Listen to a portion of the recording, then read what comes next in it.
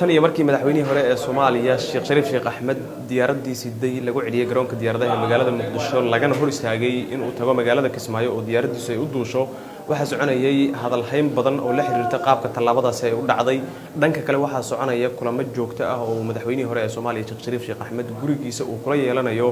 madax kala duwan oo ka tirsan dawladda federaalka ee hadda joogta iyo madax hore oo uu ku jiro madaxweynihii hore ee Soomaaliya Sheekh Shariif Sheekh Axmed gurigan iga dambeeyay ee hortiisa ay taagan yihiin dadku waxa wali ku shiraya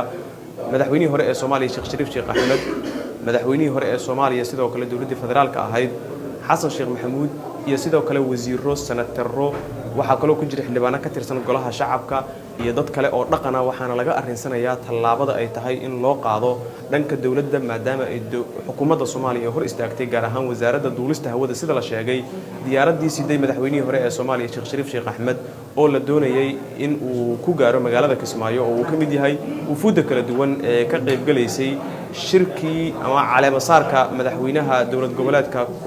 Jubbaland Axmed Maxamed Islaam Axmed Madoobe Jubbaland oo dhankeeda wal uu ka soo baxay waxa ay sheegeen in aysan soo caga dhigan karin garoonka diyaaradaha ee magaalada Kismaayo diyaaradii ka soo tagtay madaxweynihii hore ee Soomaaliya Sheekh Shariif Sheekh Axmed kulamada gurigan iga dambeeya ka soconaya wixii ka soo kordha adiga ayaa ugu horeeyay cid daawata waxaan ahay Cali Aadan Muumin oo kala soo hadlaya guriga uu ka degan yahay magaalada Muqdisho madaxweynihii hore ee Soomaaliya Sheekh Shariif Sheekh Axmed